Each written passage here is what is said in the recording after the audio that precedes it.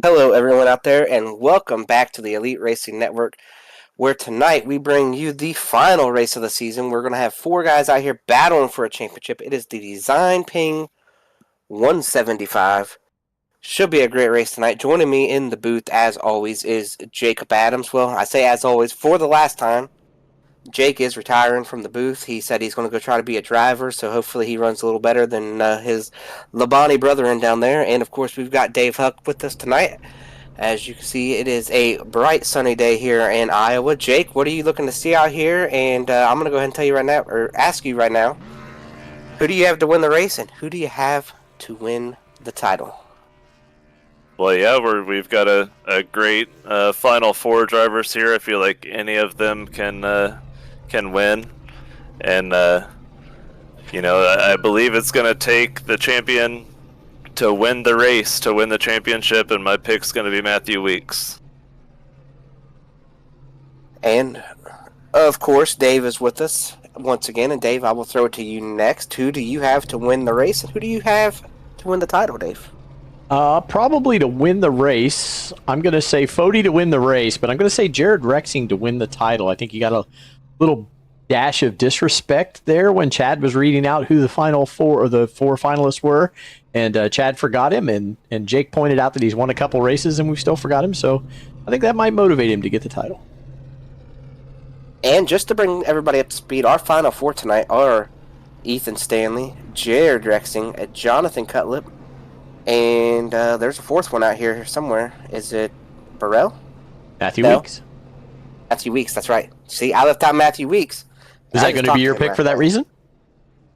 No, I think my pick is going to be, I think for the championship, it's going to be Jon Cutlip. And I think if I'm going to pick Jon Cutlip to win the championship, I think I'm going to have to pick him to win the race. I think it'll end on a longer run. These races are typically a little bit cleaner. We've seen it in our truck series last night. I think we're going to see a little bit more of that tonight. And it'll continue that trend into Wednesday, where we will crown a cup champion as well. So I think we're going to see a great race. It's going to be a lot cleaner. It's going to be some guys giving us some room. Hopefully no teammates come into play. There's been some fireworks over the last couple weeks. You know, we can't mention Mathieu Weeks without mentioning Scott Crump and the contact they had last week, and Scott feels like that took away a shot for him to get into the Champ 4. So there is some frustrations there. Nonetheless, we'll see if it bleeds over into tonight, if it just is hard racing, maybe a little bit of contact. But I think we're going to see I'm going to go ahead and say it right now. We're going to see a green flag pit stop tonight. What do you guys think? What do you think about that, Jake? Green flag pit stop? Green flag pit stops at Iowa are few and far between, but hopefully everybody being careful and letting the championship 4 race the way it should be. Maybe they will let us run a green flag run here. And our championship 4, Ethan Stanley starts 4th. Rexing is 5th. Jonathan Cutlip, 9th. Mathieu Weeks, 10th. So they're all right there around each other in the top 10. Jay's on the pole out here. Fody, Burrell, Stanley, Rexing, Wadsworth, Tate Lytle, Cale Pocock, Jonathan Cutlip, Mathieu Weeks are your top 10 starters. The pace car is about to make that left-handed turn here, and we are about ready to have that DesignPing 175 underway. Jay has picked the top. Green is out.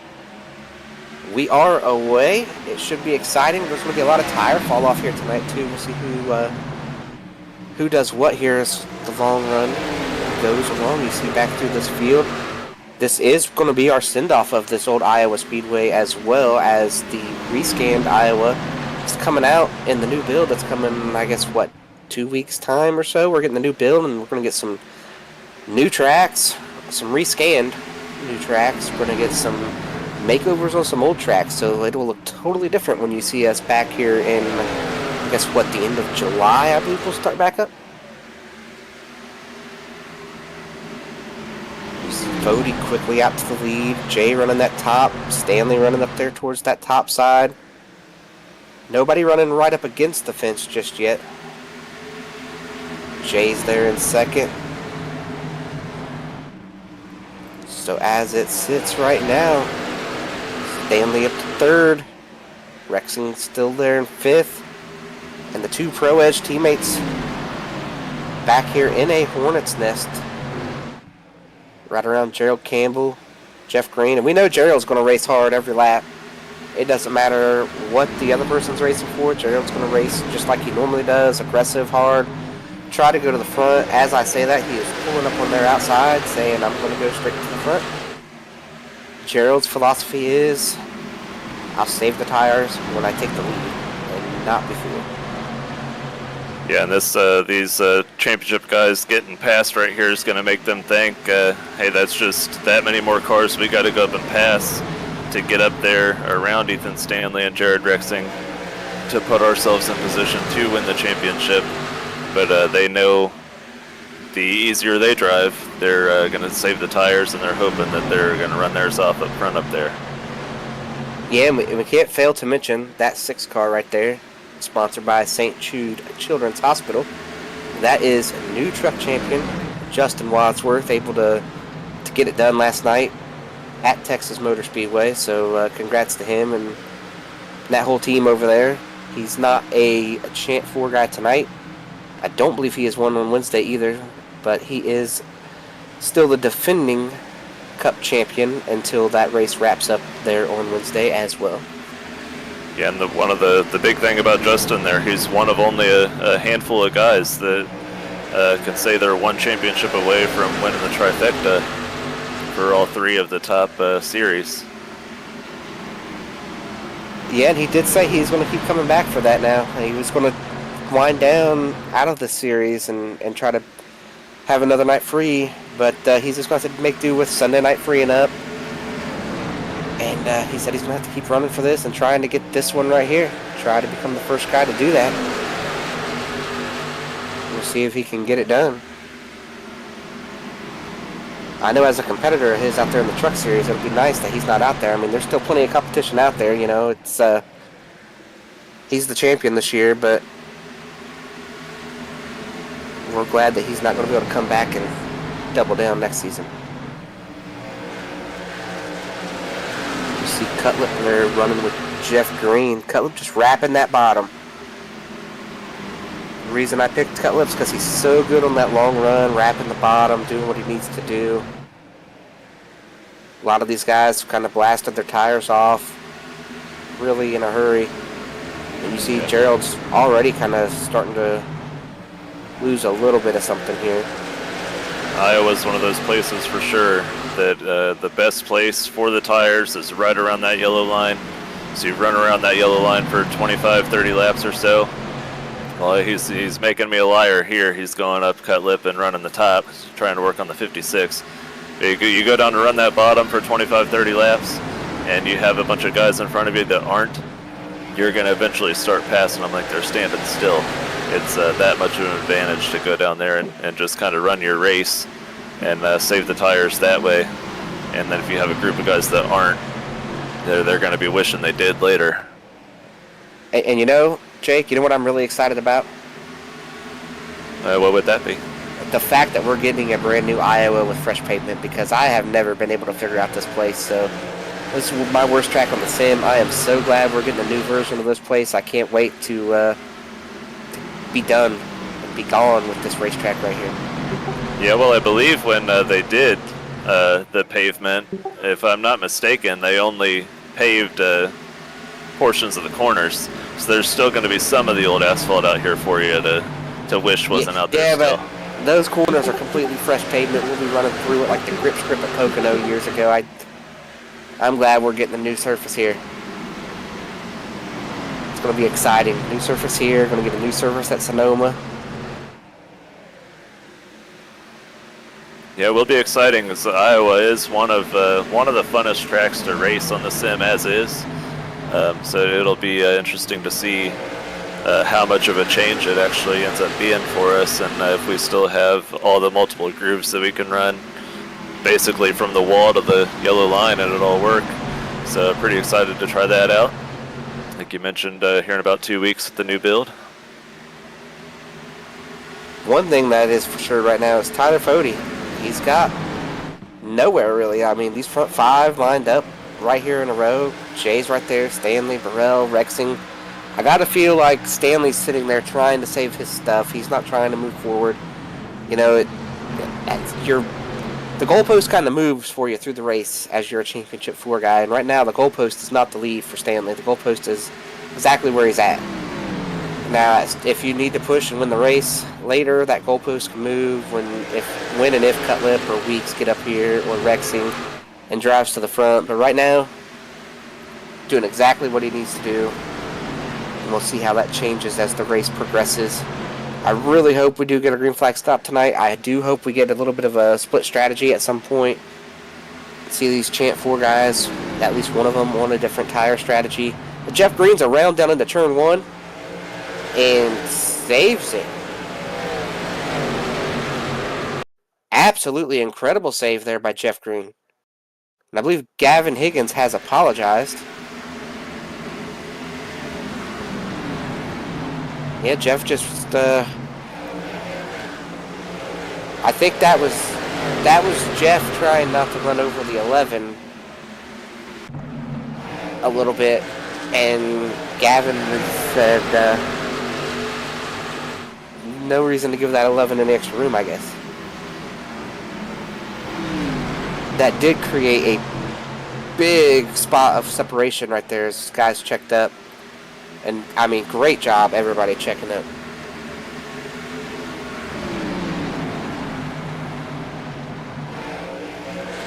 That could have been absolutely massive as far as wreck right there down in turn 1. And we just had a pretty funny soundbite here in the driver's chat.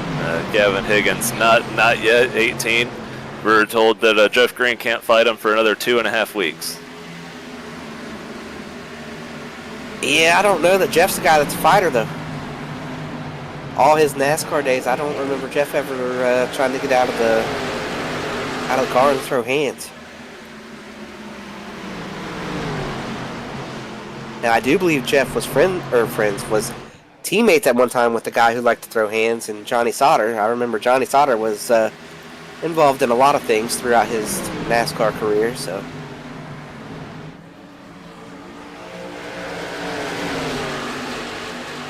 And we got a battle for position here. Jared Rexing looking at Ethan Burrell. Yeah, all 3 of those drivers got around Jay a couple laps ago. He slid back to 5th place. Now Ethan Stanley 2nd place. Still our first in line for the championship, but don't count out that yellow 5. He's made up a lot of ground on these cars here. Yeah, and I don't think anybody's surprised that yellow 5 is moving towards the front. And then it's not just him. Mathieu Weeks is moving towards the front as well. Gerald Campbell's really trying to stretch out that lane in 3 and 4. And now I'm a believer. Make a big dive bomb here on Jonathan down into turn 1. The crossover move coming out of 4. Now I'm a big believer. If you're going to run the top in 3 and 4, you need to run all the way up there in that lane and a half beside the wall, because that's where you're going to have more banking. Like I don't like running the top here and running under that seam, because if you just run up another lane, you're going to be, you're going to have more banking. The car's going to corner even better. I mean, I know with the marbles and stuff, it might not be completely cleaned off, but if you're going to get up that high, you might as well clean off the rest of it. Yeah, the only thing that does when you run the top here at Iowa, especially in 3 and 4, where you can run a lot more of the top. If you And do here it have is, a guy, there it is, 37, all the way up there in that extra banking now. And look at this run he's going to get off of 4. if you do have a guy challenging you next door to you, you can run down a little bit further and cut off their exit. It's already hard enough on the bottom to get back to the gas and complete a pass. Well, if you get down there and you run a little bit lower on the top, it's going to be a lot harder for that car trying to pass you to get around you. And now I see the 00 moved all the way up there above that seam, turned across the seam there, but... And you mentioned he dove back under that 5, well, the 5 pulled the pass off, going after the 9. And there is a little bit of method to Jared's madness there, trying to, you know, kind of stay right there with that 5, stay beside him, force him to drive a little bit harder. That 10 car is teammates with that 00, so...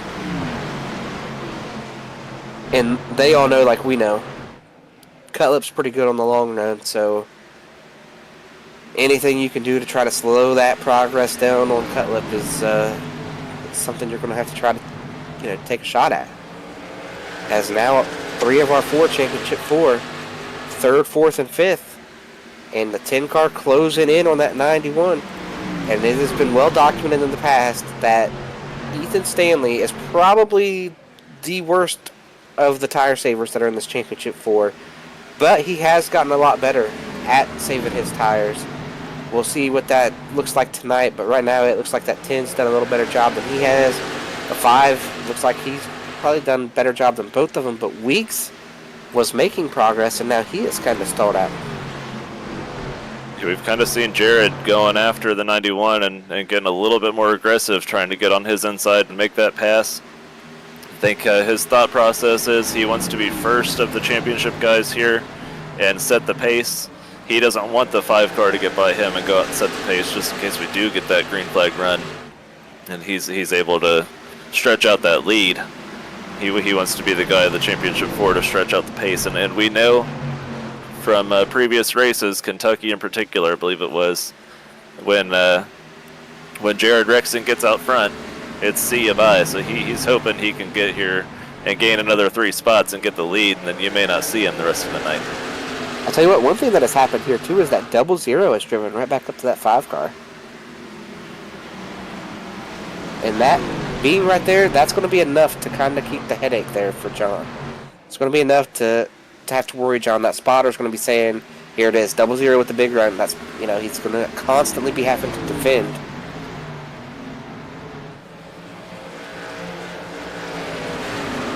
Even when the 00 doesn't complete the pass, that is a corner that the 5 has to run. Besides somebody, has to make a different decision, has to do a different lane.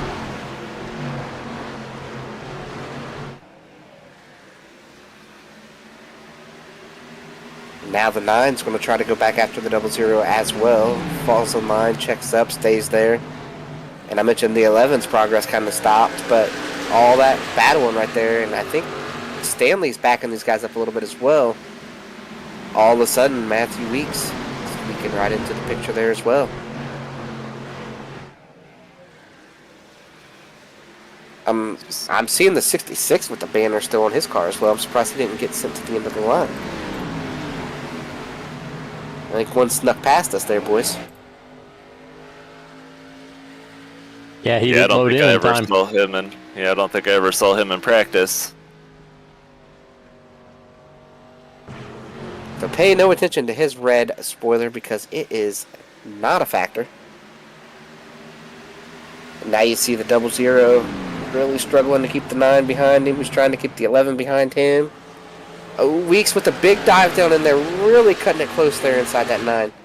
That was taking one out of that box there. That was very aggressive down into turn 1, but Weeks makes the pass. And now here comes Cutlip working that top side. He's going to try to get a big run off of 4. Going to have a look here at Jared Rexing. The battle is on for P4 or P2, depending on how you look at things. Rexing with the defense here.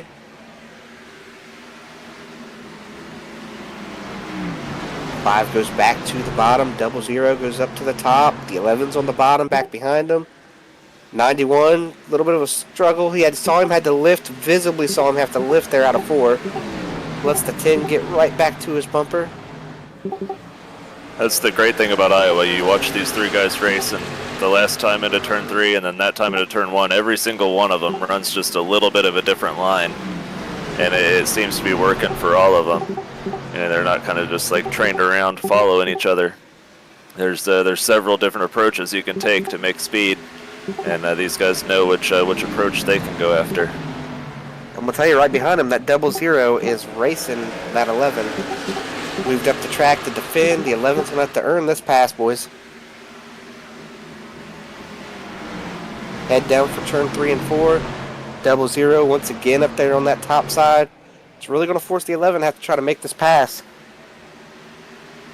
Yeah, I didn't see anything, but they ran through some smoke down there on the back straightaway. Something must have happened out there. Kept us green. I did not see anything either. I didn't even see the smoke, to be honest with you. And we know that it's Joe Francis there. Oh, big contact there with. Might have to go back and. I'd have damage on the rear there. That's not ideal. Oh, and we got a caution now.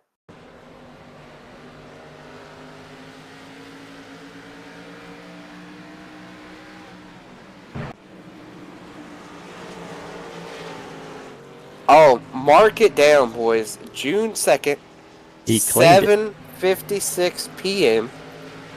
Chad Frankenfield immediately took blame for an incident.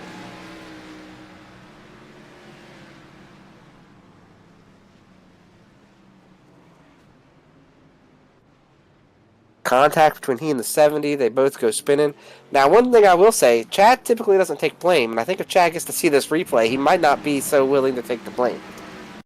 That 70 was pretty sideways. You'll see it right here. The 70 starts getting loose. You see him already getting sideways.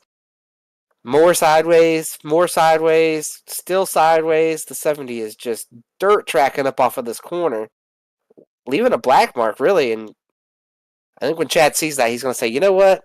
That might not be as much my fault as I thought it was.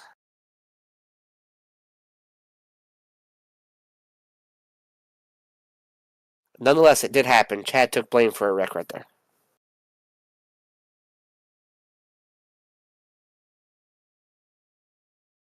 I think both cars are going to be okay, as well as we do have pit stops here. And what we're going to do under this first round of pit stops, we are going to take a commercial break because I think we're going to see a lot of green flag racing. So stick with us. We'll be back after a word from our sponsors. 3 years of sellout crowds, 3 years of edge-of-your-seat action, 3 years of jaw-dropping finishes. Worldwide Technology Raceway has rocked the world of NASCAR, and now NASCAR is giving us another reason to celebrate. The 2025 NASCAR Cup Series Championship Playoffs are coming Sunday, September 7th, 2025. Just when you thought the racing couldn't get any more intense, now every single lap matters. One wrong move could be the difference between elimination and being crowned the king. The Enjoy Illinois 300, the Confluence Music Festival, the NASCAR Cup Series Playoffs, and for the first time in 15 years, the NASCAR Xfinity Series on Saturday, September 6th. Don't be on the outside looking in. See history being made in your own backyard. Go to www.raceway.com for the hottest ticket of the year.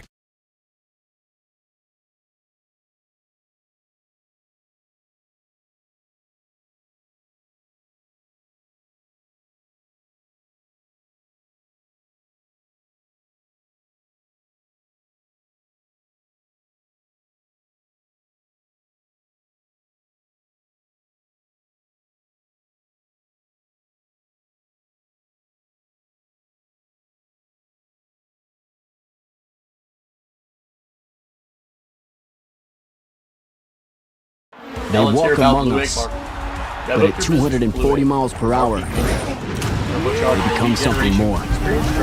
They're thrill seekers, risk takers. With Blue Egg, you're always in the pole position, leading your brand toward victory lane. Don't spin your wheels. Accelerate success with Blue Egg, fueling small businesses to win big.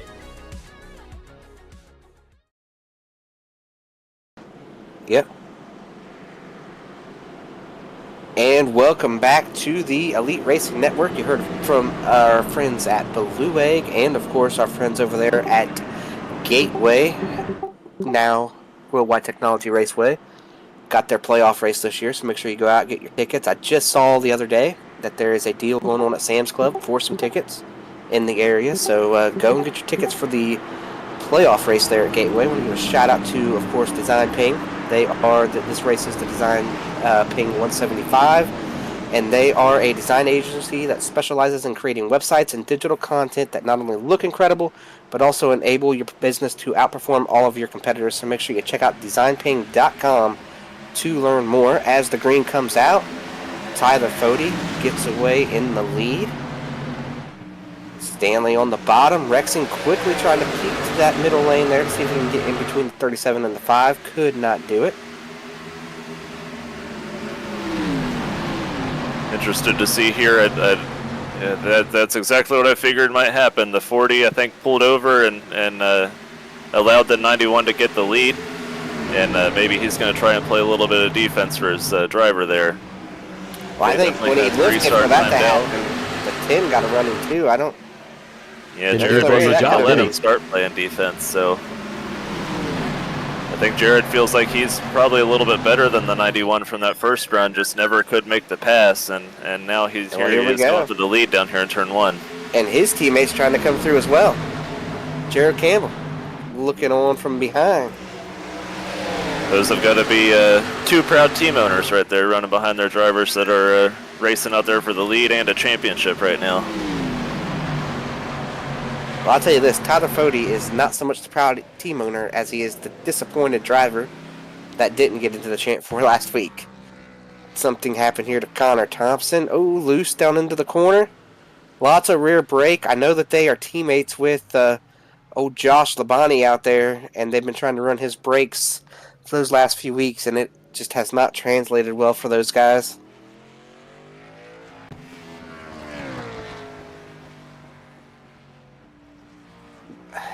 Nose looks okay for the way he hit the wall. I guess he got away with one there. And we did get that lead change. Rexing in front of the 91. 00 coming on strong. 37 right there. 40's back there. The 11 and the 5 side by side.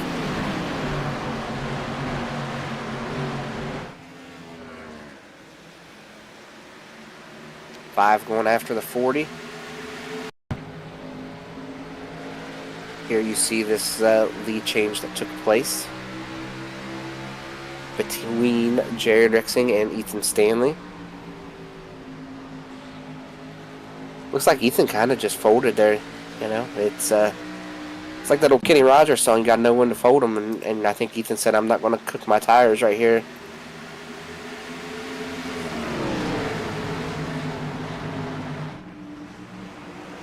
And now he's got to deal with Gerald Campbell coming up here behind him. Gerald's going to want to get second. He's going to want to play some defense for his teammate Jared Rexing.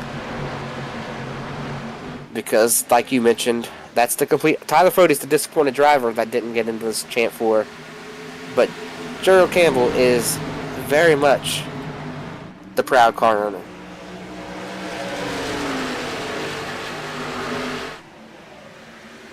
They run right there in a line. The 40's defending over the 5.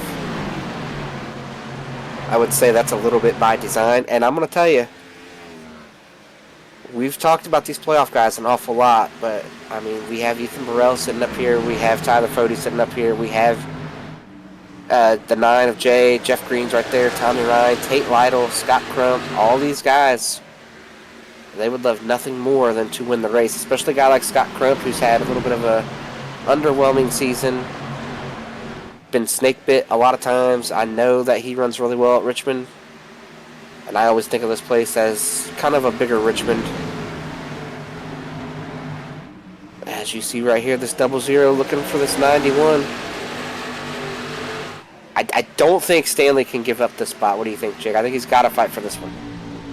Yeah, no, he definitely doesn't want to give up this spot because we all know Gerald. He's the hardest guy out here to pass, and if he gives up this spot, he's definitely probably not going to get it back because he's going to do everything he can to hold on to it once he gets it. Taking a look there at the back of that Blue Egg marketing machine. A little bit of a Dario Franchitti throwback. There he goes, trying to get to his outside. Is he there? Not yet, but he will have a run. Does he take this run and try to take a look? He does. He's going to dive down in there. Try to take this look. Wraps that bottom. Very nice and neat. Cannot quite get it done. Goes right back to the top.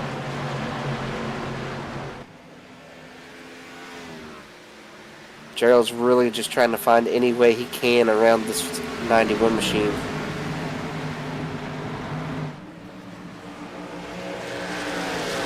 '91's trying to take the fight back here to Jared in the 10. It's all over the back bumper in the middle of 1 and 2. Gave up a little ground here for 3 and 4. Do you think the 10 backed up to him a little bit? Thought he was overdoing it? Do you think the 91's pushing a little bit deeper? I definitely think Jared, he's pretty good at saving the tires and leading the race. I think that might just be the 91 coming on a little bit.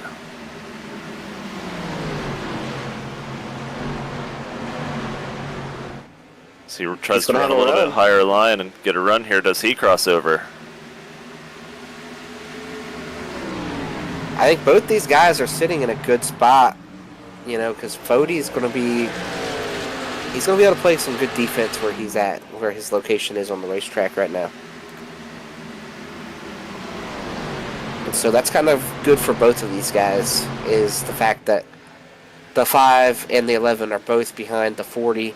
And once they get around the 40, you know, there's double zero sitting there too. So it's... I mean, this is really good for Gerald and Tyler, for Lake Norman, and man, I can't even think of what... Is it Aggressive Eagle? That's Gerald's team, right? Aggressive Eagle. Yep.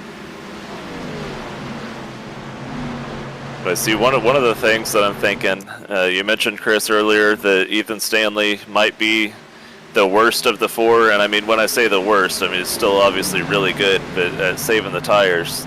So he might just be trying to stay in that mirror and seeing if he can't make the 10 run his tires off and gain from it later. One thing I'm seeing, I want to take a look at this 11 and look who he's running beside. I think if we're going to get fireworks that involve a driver out of the Champ 4 and a driver inside the Champ 4, those fireworks are going to happen right here with these two running together. Because like I said, I know Scott feels like the 11 took away a shot for him to try to qualify into this Championship 4. So the 90 just went around him clean though. No harm, no foul.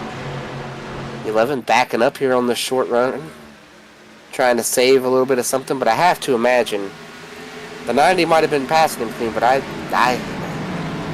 would have a real tough time if I'm in the 11 letting that 90 go, because he might not run into you, but he could really give you a headache on the pass, because if you want to, you can really hold somebody up. Like, there's racing somebody, and then there's racing somebody, you know, like, you can be hard to pass without being overly hard to pass. I think this 90 is going to be Ryan Newman times 10 out here when the 11 decides it's time to go back by him. Yeah, we hadn't mentioned that little dust up that they had at Michigan yet. That was 2 weeks ago, so I don't want to say anybody forgot, but it has been 2 or 3 weeks of race time in a row that Scott Crump has been wronged, he feels like, by a Pro Edge car. And it just so happened that last week it was one of these Championship 4, and it seems like for now cooler heads have prevailed, as like you said, he went around him clean. But we'll just have to see what happens when Mathieu tries to go back by, and how easy he might make it. Well, I don't think it. I think all but one time, right? It was the 11 car, like you said, Pro Edge, but I believe it. He has a, for whatever reason, him and the 11 have they get around each other, and their cars are like kind of magnets for each other. So Ethan Stanley did go back around Jared Rexing to take that lead back. You see Fody sitting there, has went around that 0-0. So I think Gerald, he cooked them. He cooked them tires. Got all the use out of them. Jeff Green's coming on real strong here towards this run. As we hadn't mentioned it, we did just come across for the end of the stage 2 laps ago. Ethan Burrell, he's going to try to go up here and take this lead. And Gerald is giving a headache to this 5 car trying to make this pass. And that's going to be really hard for John to get done on the bottom. As far as he's been, does he get the job done? Not quite yet, but he is out there pretty far for turn 3 and 4. The 0-0 will be able to build a run off of 4. But he'll have to shoot back to the bottom if he's going to go back around him. And yeah, he just gets loose there.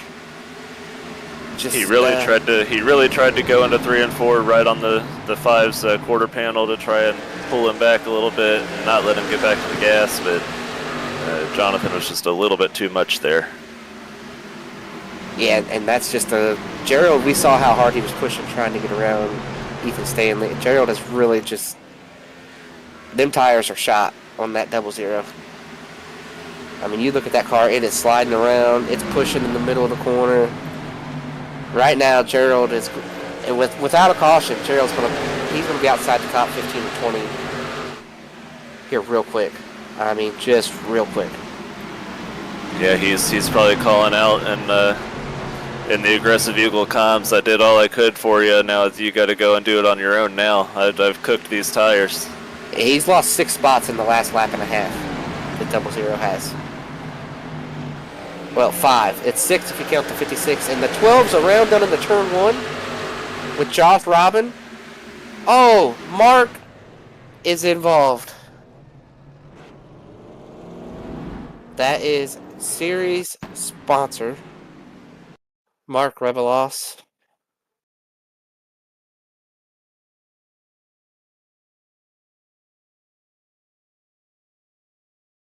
Oh, that's so unfortunate. You're going to see... Oh, something. The 12 lifts. The 8 gets into the back of him. Big slide. No caution yet. You see the green light still on. Everything's good. Now, you're about to see something here that is just not... If I'm in the 12, I'd be super hot. Because you're going to come back up the track after making the save. And the 8 is going to come right into your left rear again. Now the caution comes out. And now here comes Mark. Oh, man. Very unfortunate. We do have a set of pit stops here. So much for having that green flag stop tonight, because it does not appear we are going to get it.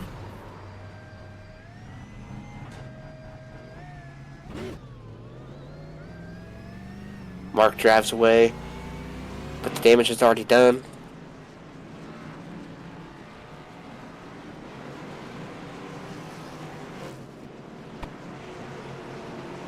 Who holds serve here in pit road? It's going to be Stanley.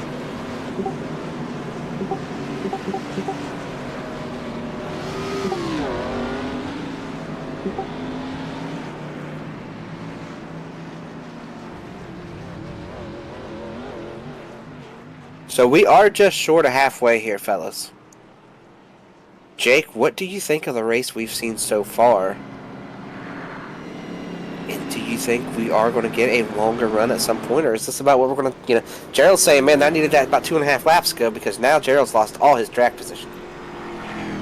Yeah, I think if I know anything about Iowa and iRacing, we're definitely probably not done with the cautions. And I really hope that this isn't the start of, when they say cautions breed cautions, because you really want the championship 4 to play out naturally. And I do feel like we've had a pretty good race so far. We've had some comers and goers. We haven't had a whole lot of time for that. We've seen some guys go to the front and then, start to fall back, and we haven't seen the best out of Mathieu Weeks yet. So we'll have to see what he's got here for the second half of this race. Yeah, it's going to be exciting. You know, I don't know how many tires these guys. Do you have any idea how many tires these guys have left laying in the pits right now? I believe they've used 2 sets. I didn't know. Do you know how many they started with? I believe they started with 4. So they got 1 set left in the pits? No, they got 2 sets left in the pits. That always does it as 4 sets of tires, so you get 4 plus the one on the car you start with. Okay. So they got 2 sets left in the pits for 100 laps. At this rate, at some point, I think somebody's going to try to save a set because we're getting a caution once every 30, 35 laps, and we've got 100 laps to go. So that means we're probably good for 3 more cautions if the trend continues, which would mean one of these cautions, these guys are not going to be able to get tires. Yeah, you're going to have to stretch a set somewhere. Here they come down to the flag. The green is going to be out. It's Burrell. It's Stanley. Green is out.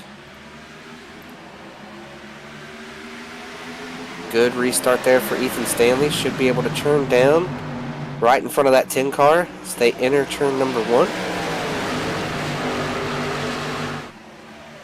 Looks like the 70 shot up the hill there in the middle of 1 and 2 as well, back in the pack. Yeah, they fanned out every which way going into turn 1 there. The 70 was just about wall riding a little bit too high. Ooh, something happened to Jeff Green there off of turn 4. He had to lift.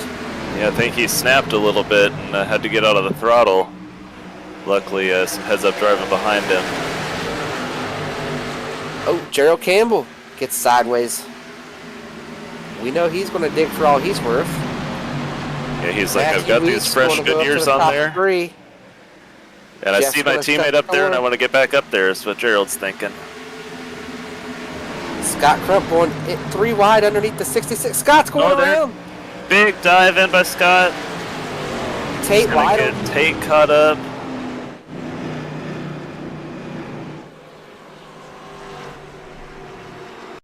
They went down in there 3 wide.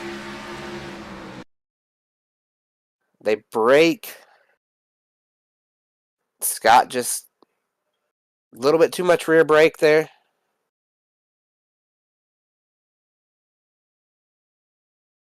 And then the 66 gets into him a little bit. You see, everybody does a great job checking up.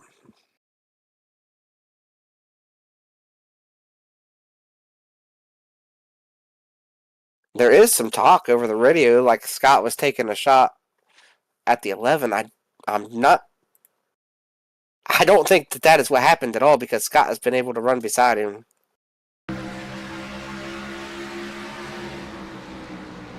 I don't think you're going to take a shot at a guy with a car between you.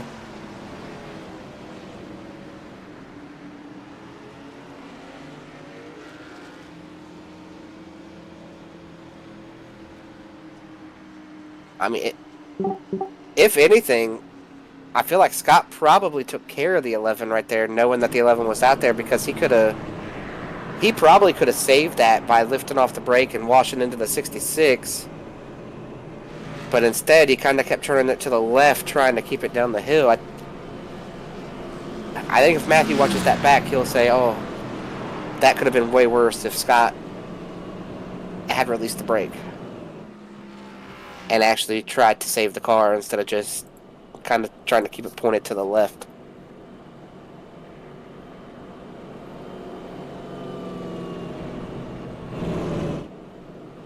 You mentioned it though, Jake. Hey, let's run an ad since we got no pit stops. Well, all right, that sounds good. That sounds great. So, yeah, we'll be right back. Since 2010, race fans have had one burning question. When will the Xfinity Series return to Worldwide Technology Raceway? You asked, NASCAR delivered. On Saturday, September 6, 2025, the magic is back. The track that launched the legendary careers of Harvick, Bush, Keselowski, Edwards, and Earnhardt Jr. is now ready to write that next chapter. We're going to introduce you to a new crop of future champions and Hall of Famers. And in the process, we'll create more of the greatest moments in racing history. NASCAR Weekend 2025, the NASCAR Cup Series Championship Playoffs, the Confluence Music Festival, and now 250 miles of the NASCAR Xfinity Series. 2 incredible races, 1 challenging track, a 3-day party of epic proportions. Go to www.raceway.com and lock in your weekend racing and camping packages for as little as $20 down. Racing isn't easy, but experiencing it is. iRacing puts you in the driver's seat with the industry's leading sim racing game. Drive on laser scan replicas of the greatest racing circuits from around the world. Go head-to-head against other drivers chosen by skill-based matchmaking to ensure competitive racing at every level. Compete across all your favorite series. In officially licensed cars, engineered to deliver the most accurate driving experience possible.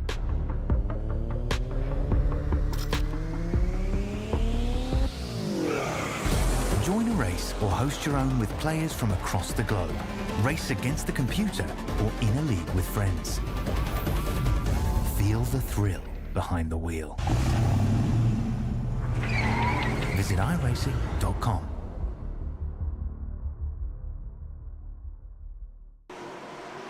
And welcome back as the green flies. You mentioned those cautions, green cautions, as they head for turn 1. Well, we've gotten it there, and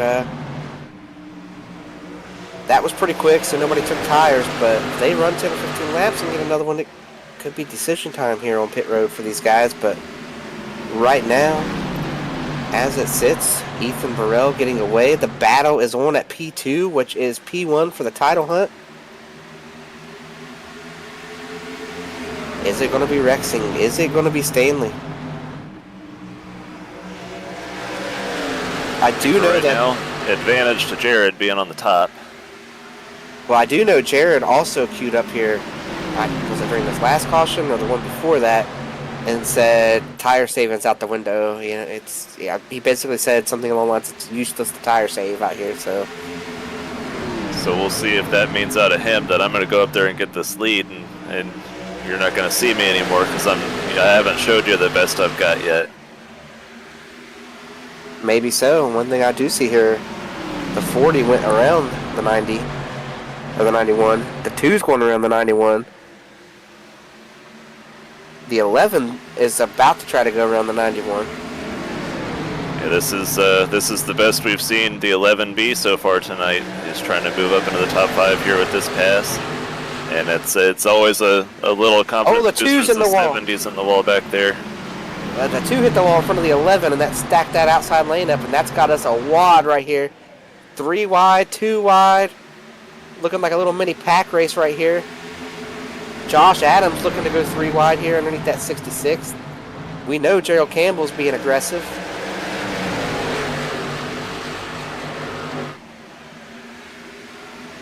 All of a sudden, and it's all going on in the mirror of Jared Rexing. These guys are running all over this racetrack and all around each other back here. Yeah, right now if something happens right there, right around, let's say Jeff Green hits the wall again, and that could, that could really shake everything up here, as the other 3 championship drivers are right there stacked 1, 2, 3 on top of each other. Yeah, and you got the fake championship 4 trying to make it a championship 5 in the 66 there. Paid no attention once again to his red banner and red spoiler. That means nothing in this race. The 11 with the big move looking underneath the 2. Heading down here for turn number 1. I think Stanley's making more of an attempt to save his tires this run. I think that's what we're seeing. You look at that 91, it looks like he's really overslow in the middle of the corner trying to take care of these tires. I am seeing it very, very high effort here out of him to run the bottom, slow the corner down. A little bit of a different approach than what we've seen.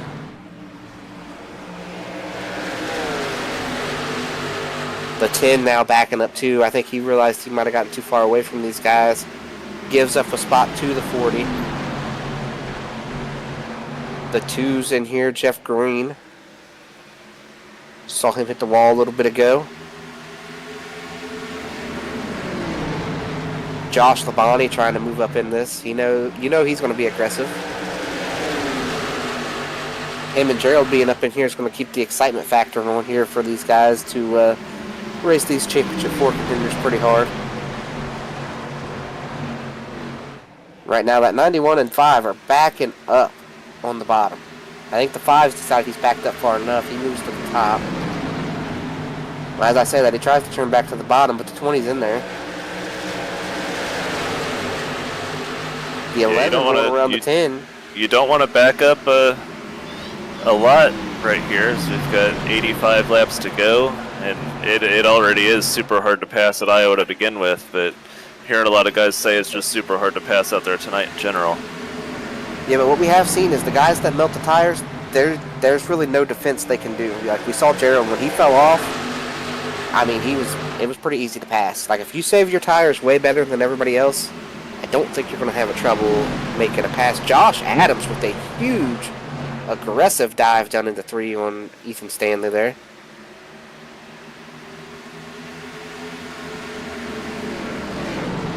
They head down here for turn number 1. The 11 took the lead out of the 10, from the 10 as far as Championship 4 is concerned. And now he is backing up. The 10's going to go back around him, it looks like. Yeah, we all kind of agreed before the drop of the green flag that if you were going to win the championship, you were going to have to probably win the race also. I'm not so sure about that now. We've seen a lot of guys outside the 4 have rose to the top here. Ethan's been up there. Tyler's been up there, but here comes Tommy Ryan. Has just gone up there and passed basically all of the Championship 4 and has put himself in 3rd place. I'm going to tell you, though, the battle is that 23 and 00. I have seen the 00 run right down against the 23. They've made a little bit of contact at times. The 23 ran him up the track. 00 now squeezing back in the middle 3. All this going on right around Jon Cutlip. And here comes John with a big dive, looking to get 3 wide. As Josh is going to work the top, John's going to be on the bottom. They are going to be 3 wide here down the front stretch. John backs out, says, I'm not going to take that. And the 00 shoves it in there on the outside of that 5 car. But I think we're seeing what we've seen every run tonight. 00 is starting to struggle. He's starting to have to dig down a little deeper to try to get back to these guys. Starting to see a gap create there.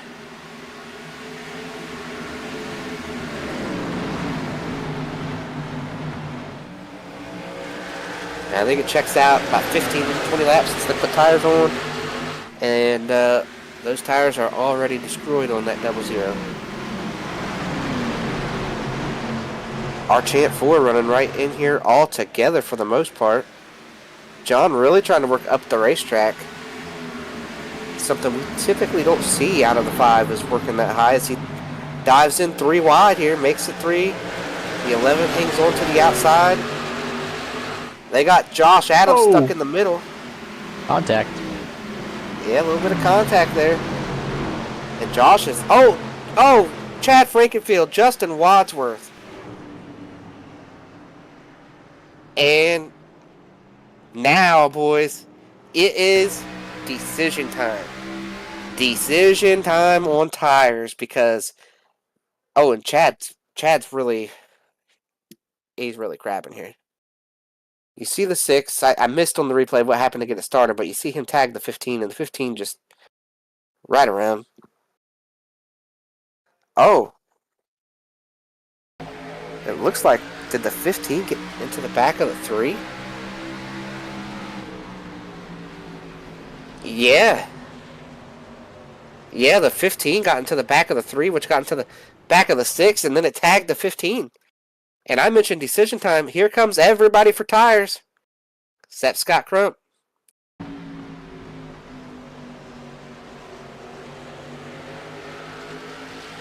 What are you guys thinking? What are you thinking, Jake? Everybody's got 1 set left for the rest of the race now, right?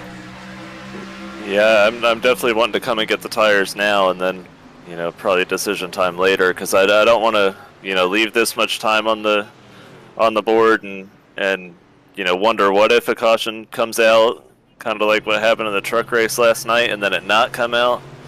If you're racing for the championship, you want to be on offense at all times late in the race like this, and so I just think they would all come down. Well, I'll tell you this. If you're going to save a set, you want to save a set as early as you can. And so that's... you saw it last night. Look, I'm not going to talk about myself. I don't like to talk about myself too much, but last night, I saved a set on the very first caution. I had all race to get it back. I never did use that set, but I got the track position back. Josh Adams tried it way later in the race, and he never was able to recover. So if you're going to save a set, you want to save a set as early as you possibly can if you think it's going to matter. Because the later you wait to save a set, the worst spot you're going to be in later in the race. And right now, it's not just Scott Crump, it's Josh Robin, it's Kyle Hanshaw, it's Johnny Thomas. Our front four have decided to take this opportunity right now to save a set of tires.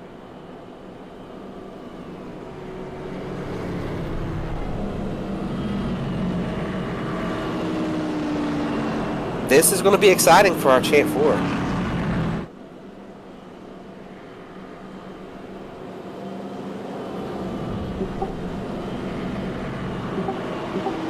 As it sits, Jared Rexing is in 9th, Weeks 10th, Cutlip 11th, Stanley 13th. And this restart is going to be very pivotal. This is very nerve-wracking for a Champ 4 guy. Because you've got guys who haven't been up here, who you trust. I don't think anybody out here distrusts Scott Crump or Johnny Thomas or Kyle or Josh Robin. But being on older tires and there being a group of them, it's going to be... You're going to have to help... You're going to have to work with each other a little bit right here. You're going to have to take care of each other. Because if you get aggressive, try to get aggressive right here. Like if the 10 and the 11 both try to get aggressive and go for the same hole, they'll both be in the same wreck. Because you're going to be 3 wide, and if you both go for the same hole and you're 4 wide, 4 wide's not going to work here very long.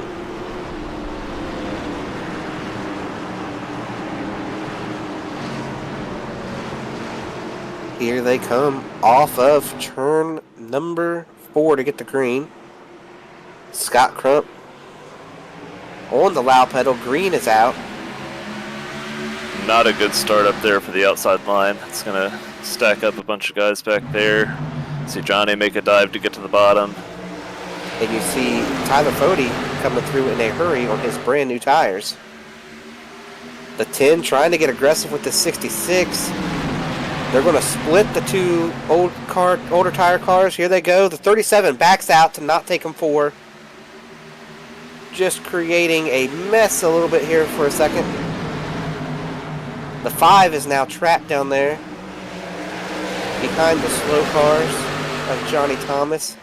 37 just going through. Oh, the 5 stuck in there behind the 83, and he's going to push the 83 into turn 3. Yeah, right now, if I'm Jared Rexing, this is a dream scenario for me. Oh, I got contact. It was Jeff Green at first, I believe. Got into Ethan Stanley, and Ethan Stanley, heck of a save not to get taken out right there. First contact I saw was the 2 in the 91. Yeah, I called out Ethan Burrell, but it was Ethan Stanley.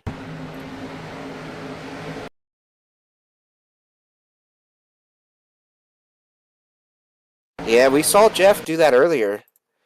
Coming off a 2. I don't know if these cars are just close to the ground or what, but it's like he just shoots up the racetrack there into the 91. You'll see it here, like all of a sudden the car just takes off on Jeff. Just loses the nose, gets into the 91, comes down, gets the 00. Collects the 3, there's the 00. They both hit the wall. The 19's involved. Tate Lytle, it's going to land in his lap. There's the 70, there's the 24.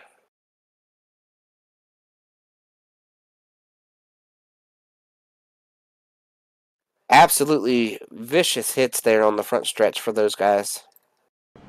Man, I wish this was a scenario here where we had heart rate monitors on these drivers, how they do on TV, because, I mean, just about all of them right there. You'd probably see Jared Rexing pretty calm.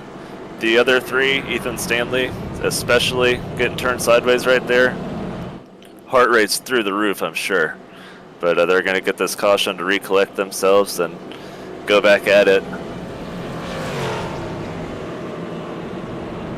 And I'll tell you, I saw some aggression there out of the 5 that I don't think I've seen all season. He got on the 83's bumper about halfway down the back, and he shoved him off into 3 without a care in the world. Not something we typically see out of that 5 machine, is that much aggression down into 3. Yeah, you see it right here. Kudos to Dave for going back. We didn't have to go back, but I just was... Yeah, this was a pivotal moment here for the Champ 4. The 5 just gets on him here, and he says, you know what? I need you out of my way.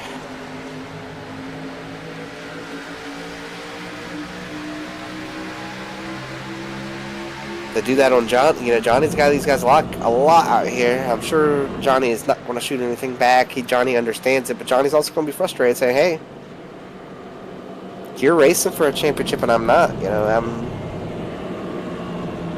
know, that's something that Johnny was able to hang on to it and not wreck, so they got away with it. But that's something we don't see out of Jon Cutlip very often, is super duper aggressive move.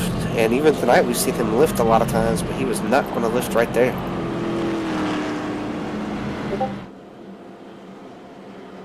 One guy who all these guys staying out on old tires did not help either was Mathieu Weeks. He's, I think, actually backed up from the previous restart. Yeah, scoring showing Mathieu in 11th. Ethan took that opportunity to come on pit road. He's 24th. As I don't want to call his race and his opportunity over, but that's going to be an awfully big uphill climb for the 91. Yeah, and I believe that was a damage repair stop. That was not, he did not get tires. Yeah, that's going to be an awfully big uphill climb, and we might be down to a 3-horse race here. Well, it depends, because now you've opened the strategy book there in that 91, and if they run 10 laps and get a caution, maybe you won't win your last set and say, boys, I hope we can make it. You know, you kind of opened it up now where you can do the opposite and give yourself a shot to win that way, because if they do get a caution in 10 laps and he pits and the other guys choose to save their tires till later and they don't get a caution later, nonetheless, we are coming to the restart. Green flag is out. Great jump there. Ooh, the 46. Massive wheel spin there on the inside lane. And he's pulling out of line. Chose just to give up everything down in there.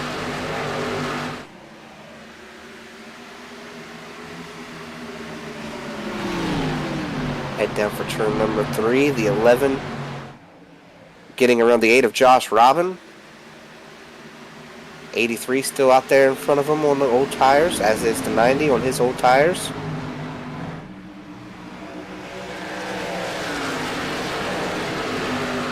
Hey, Josh Robin's hanging on decent right there, mixed in with these guys. 11 moving up the track there, trying to get around some of these guys, trying to go get some of this track position back.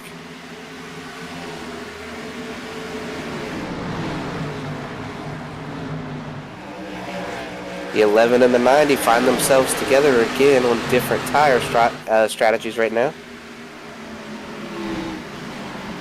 Scott chooses to go down to the bottom side there.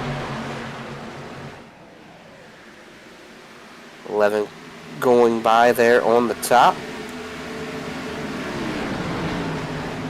Cleanly by once more.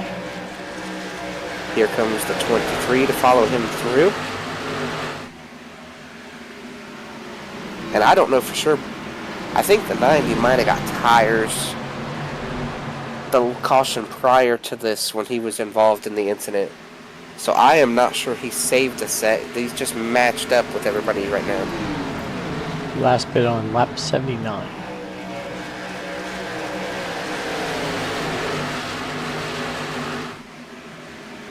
Standing out front right now is Tyler Fody, Tommy Ryan, Jared Rexing, Jon Cutlip right now. Those two are your championship 4 2 leaders there. Behind Cutlip, you got Burrell. Now you've got Weeks trying to come around the 20 of Gavin Higgins.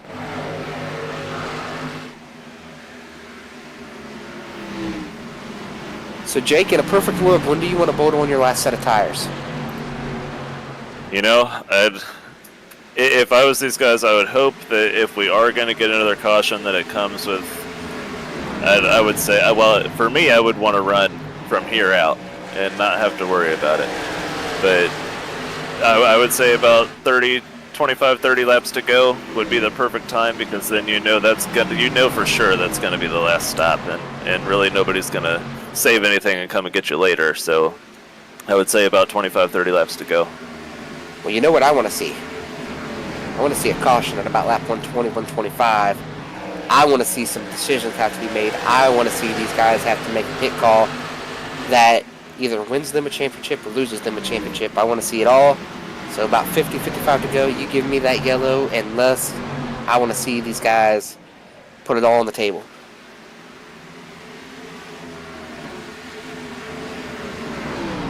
As you see, the 23 and the 20 racing hard right here.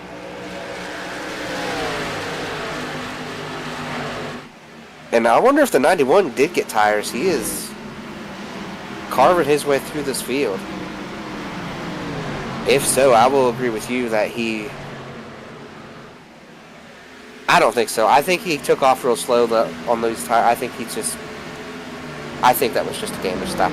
There's no way I believe he put on his last set of tires. Yeah, I think just him coming through here, even though it is super hard to pass, I think it is just, he kind of knows he's, faster than these guys. He's been better than them all race. But another part of it is that these guys in the back, they see that red banner, they see Ethan Stanley coming up, and they're thinking, hey, he's got a lot to race for. We really don't. And they might just be pulling over for him a little bit.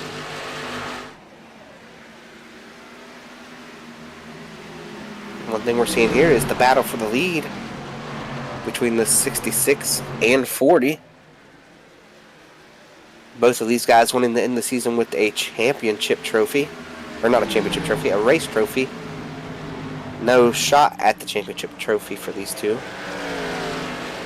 They'll have to come back and try again next season. Got the battle for the race lead right there, and then you got the battle for the championship behind them. 66 looking to get to the right rear.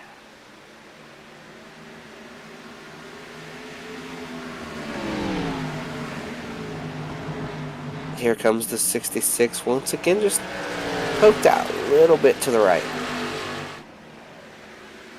Just trying to get that run off the corner, just trying to make it happen. The 40 this time runs way up the racetrack. 66 looks like he's got a rope thrown to the back of him there.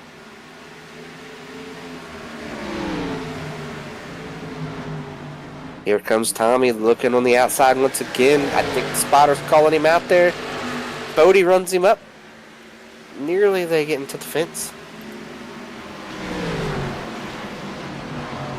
66 once again following him right through the corner.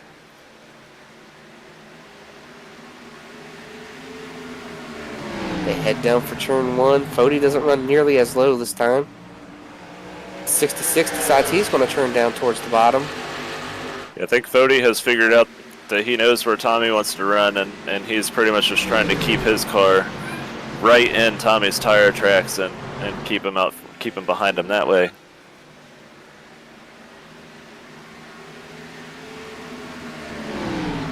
Here they head to turn 1 once again. The 66 once again trying to be out there. Not quite there. It's a lot harder to run the top or further up the track in 1 and 2 and try and make a pass, because there is a nasty set of bumps there through about the middle of the corner that will really upset the car if you hit them wrong. Yeah, but Tommy's doing a pretty good job running up there, running through those bumps and keeping his run. And here he is once again all over the back of this 40 machine.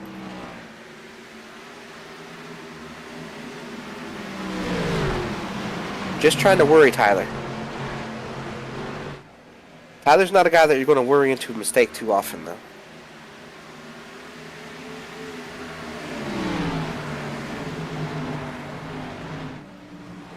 Yeah, now that Stanley is having his issues, Tyler's thinking, man, if I would have went a little bit harder at Michigan, I would be the championship leader right now.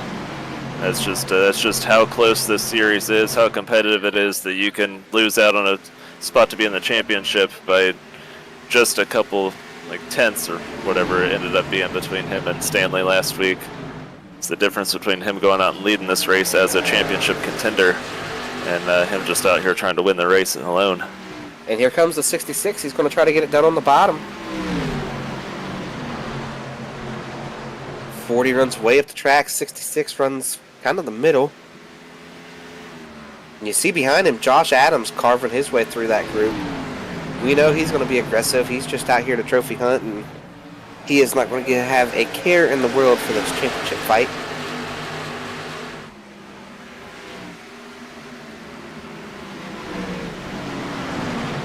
We've obviously raced both of us with Josh a lot, and we know this is one of his better tracks.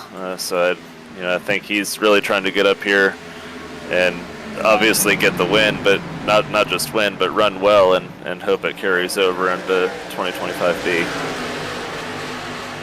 Yeah, and you see he could have had a look to the bottom there, chose not to take it. Here comes the 5. He's going to try to get to the right rear of that 10 car. Can he do it? He does. Yeah, we saw Josh about the middle portion of the race before these last couple of cautions was making those big aggressive moves around the championship drivers, but I think as it gets further on here, it's setting into a lot of these guys. Hey, just let them race. Let it happen naturally. If I get by them, I get by them, but let's not make the big aggressive move. And it's a good move there, just letting them race it out there. As John just made the pass for what Jared Rexing says is good win. I don't think it is a good win, because I don't think they can make it to the end on fuel without a pit stop. Like, they're going to have to pit at some point. Am I correct in that?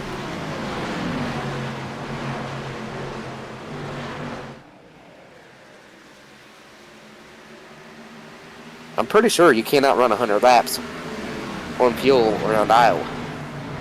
So at some point, a visit to pit road is going to have to happen, even if it is under groom.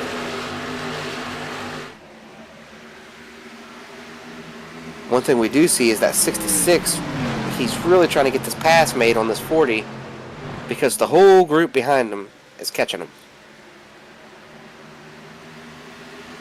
Yeah, we've got right about 42 laps to go here. I'm hearing from Josh Adams. He can go 49 laps.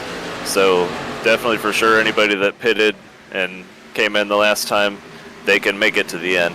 So they have no worry here. Wow, I guess you can run a lot further on fuel at Iowa than I thought you could. And they definitely cut it pretty close, because I mean we're only talking about being good by just a few laps there. And you have to think with tires, maybe we'll see some tire blow out, but I would have to guess as well that one of the tires that blows out is not going to be on board that 5 machine. That would be 85 laps, I think.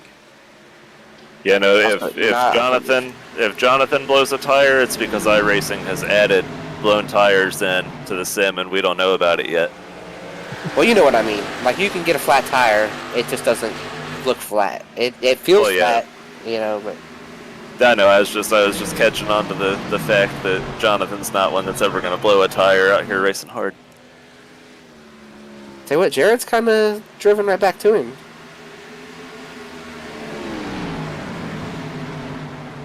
Yeah, maybe that little comment there was just enough of the fuel that he needed to get back aggressive enough to go back and pass the 5 and get him in the right headspace to go out still race for this championship.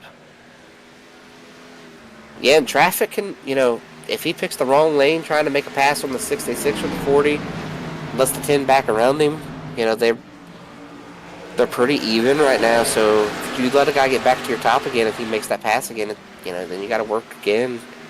I think he was able to surprise Jared when he made that pass initially, and Jared will be a little bit better and ready for it next time. You won't get that surprise again.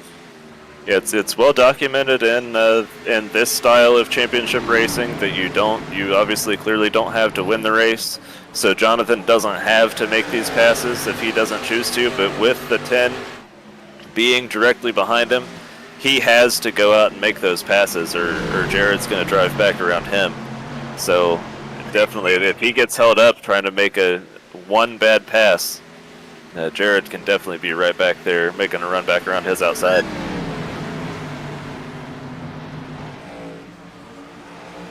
And here they are. All of the field runs at the bottom through 1 and 2 that time.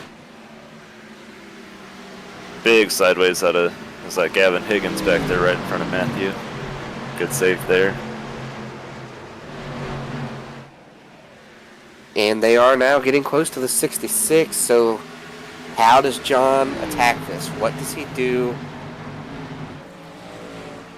I feel like for Jon, you want to get to his right rear. You want him to go to the bottom side in 3 one time. When you're a little bit closer, you want to get in a little bit closer. Have that 66 go to the bottom, and you surprise him by going to the top. Right now, the 5 has showed him time and time again, look, I'm running the bottom. Just take a look in the mirror. I'm running right around the bottom. And then when you get close, you want him to go down to cover that bottom, and you move up to the top, and you just surprise him and make the pass into the corner. Yeah, the perfect scenario for Jon is that he goes and makes the pass, and Tommy doesn't make it that hard on him. But I have a feeling that Tommy's out here to win this race, and not that he's not going to care that a championship driver is coming up to pass him, but he wants to go and pass that 40 and show everybody that he has every right to be here as well. I'd like to see the 10 move up to the top of the racetrack and try to get back around the 5. That's what I would like to see. The 10 keeps following him on the bottom, but now the 5's going to move up the track. Here's Chad trying to stay in front of these leaders. The 20 just got around the 11.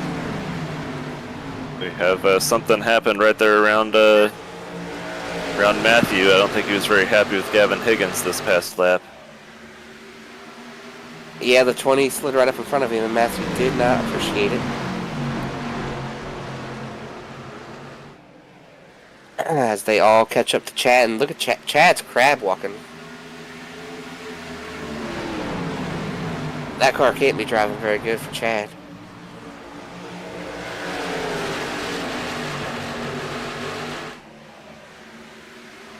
Five's got himself a little distance over that 10 car now. Yeah, he's gotten just that little bit of distance, and that would be the perfect time to try and go and pass the 66 while he's gotten that little bit of a gap, to where if he goes to try and make the move the first time and it doesn't work, he has a little bit of a gap to work with. Riding in behind him, Jared's going to inch back closer. This definitely isn't over. We got 30 laps to go here, and we've got 2 worthy drivers battling it out here, but don't look away yet. The 11's coming. Yeah, and that 40 and 66 are not just going to roll over. They're trying to race for this win. I can tell you what's going to be really good for Matthew. If he does end up catching up to Ethan, that's going to be a really easy pass for him. So he has that in his pocket, where these guys are going and racing really hard for the championship spot while trying to pass the top 2. Matthews at least knows he has one easy pass in his pocket. And here goes the 5 looking underneath the 66. It's going to, then the 10's there. The 10 is back to him. One look there, and the 10 got right back to him. Now the 5 has to go up and play some defense. And in doing so, he's going to have to follow the 66. Well, I think right here what we're seeing is a perfect example of why NASCAR needs to work on moving this championship race around to different tracks. Because we're seeing a race here where these guys can go and run anywhere they want. The 10's going to get to his top. Big move here. What's he going to do here with Tommy sitting in front of him? Does he try and make it 3 wide? I don't think he has to. I think he knows the 66 is going to go back around this 5. He's just got to stay close enough to the 66 to follow him through. Head down for turn number 1. The 5's going to... That's really going to be a tough pass to make there for the 5. He's almost going to have to just try to slide job him. That's what it's going to take. The 5 is just going to have to send it into a corner and try to slide all the way up the racetrack. Yeah, the only problem with that is the 40 isn't far enough out in front of the 66 to make that move work. So this big slide in the middle of the corner. He's going to try and just body him out of the way. We mentioned that aggression. He can do it now. He can slide down the pin. Big move by Rexing. 10 backs off. The 66 going to drive back up there to the 5. Just to cap my previous thought off real quick, we wouldn't be seeing this type of race, I don't believe, at Phoenix, and that's why we need to get the championship race away and back to some other tracks. We're about to see it at Homestead, but this is one heck of a race that the 5 and 10 are putting on. I'll argue that a little bit on iRacing. On iRacing, the new Phoenix wears out. I understand what you're saying in real life, and I agree. But on iRacing, the tire wear, for the most part, at most tracks, works about the same. It feels pretty much the same everywhere. It's a big deal there for Jonathan. It took Rexing an awful long time to get by that 66, and that's able to buy him about a 4/10 gap. Now he's got to go and try and pass Tyler, and we know that's not going to be easy. And this could potentially bring Jared right back to him, so he wants to make this pass as soon as possible. Yeah, they both worked by the 66. Now they both got to try to work by the 40. And like you mentioned, we are coming to 21 laps to go.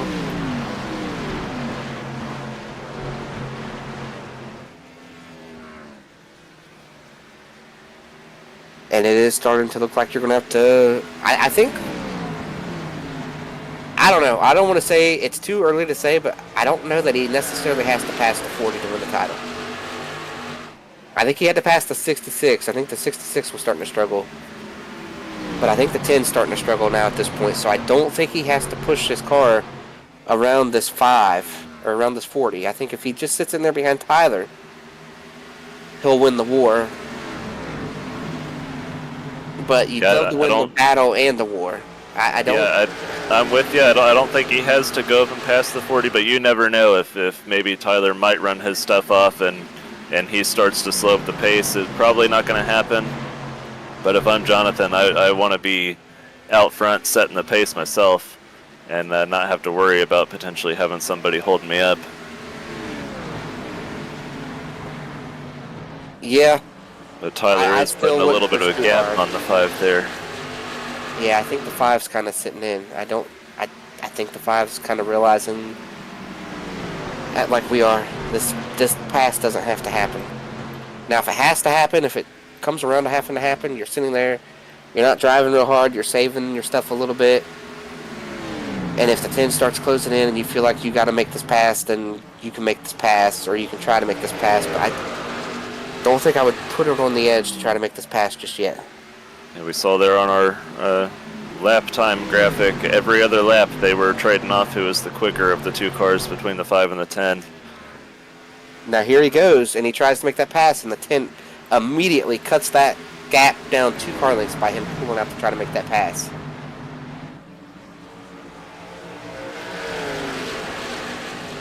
Yeah, Jared's not going away just yet. He's still got a little bit of fight left back there. Time's running out for Mathieu Weeks back in 7th. And the 5 once again tries to make that pass on the bottom. And every time he doesn't run the top there behind the 40, he loses a little bit to the 40 and he loses a little bit to the 10. Jared's saying, do that one more time. You do that one more time and I'll be on your bumper down the front stretch. Yeah, I almost want to guarantee Jonathan's probably got either an overlay or somebody in his ear to tell him that Jared's still matching lap times. And he's going to be there if you don't get by this 40. Or if you don't at least try and pick it up just a little bit. And so we've seen him get a little bit more aggressive and peak. And every time he has done that, he has lost just a little bit of ground. But Jared's using all the racetrack out of turn 2 every time, just trying to get all the lap time he can, and it's working for him. He's just about a car length and a half off. Yeah, and we are coming to, what, 14 to go here? Jared's going to widen out his entry into 1, going to drive across that middle, try to get this big shot out of turn 2. A little bit loose, but still looks like it maintained. The 5 goes to the top. Yeah, we've seen a couple times here where even one time Jared thought that he was done, but he still has plenty of fight left in that car. Obviously Jonathan's got plenty of fight left also. And when you got 2 drivers out here with nothing to lose, we're fixing to see a heck of a last coming to 12 laps to go here. Now, see, I was wondering what the 40 was going to do down here in 3 and 4. We saw him run the bottom last time, and the 5 went to the top. This time, they both run the top. Yeah, right now, Fode's kind of in that situation where, do I try and run away from where they're running just to let them race it out? But if he does that, then obviously Jonathan followed him last time, and Rexing had the clean air. So it's really just a battle to see who has the clean air. Jonathan's trying to probably peek to his outside if he can. I think Fode's whole thing here is just trying to keep the lead. I don't think it's the championship fight because Ethan Stanley's not involved, so Fode could care less. It doesn't appear at this point Ethan Stanley has a shot. Of course, a caution could change everything. And so Fode's just trying to win the race, and I mean, if that hurts the 5, that hurts the 5. If it hurts the 10, it hurts the 10. It really don't matter to him. Yeah, they do have some lap traffic here coming yeah. up. One of them being cars Mark. We've had to have some issues. You get a discount on car paints if you let John back. Here they come. Mark's going to run the top. This is gonna really hurt the 5 on exit, and the 10 ran way up the racetrack there. But the 10's he's going to be able to use a lot of ground. Run all the way down the straightaway. The 10 must have had a bad last lap or something. Last couple laps, he really gave up a lot of ground to these 2. They come around the 30.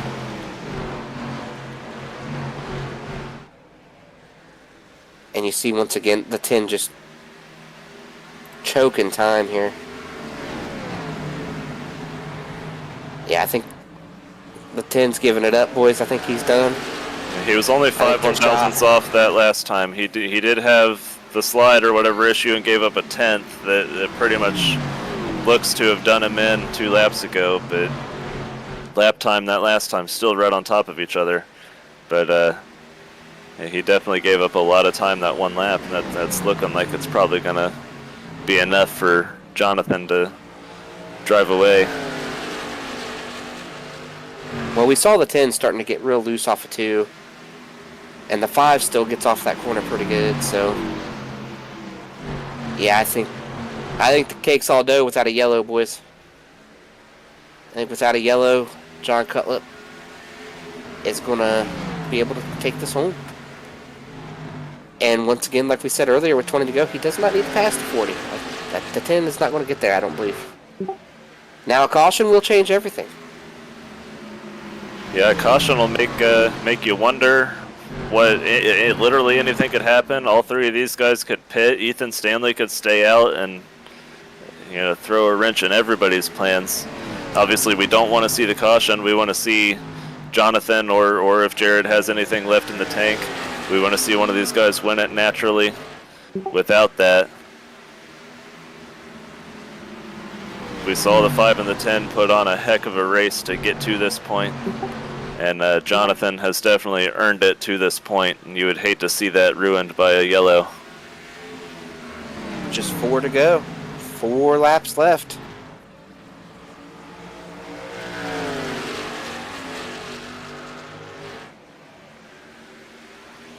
Now look, on one hand, I'd hate the yellow, but on the other hand, well, I want to see some excitement.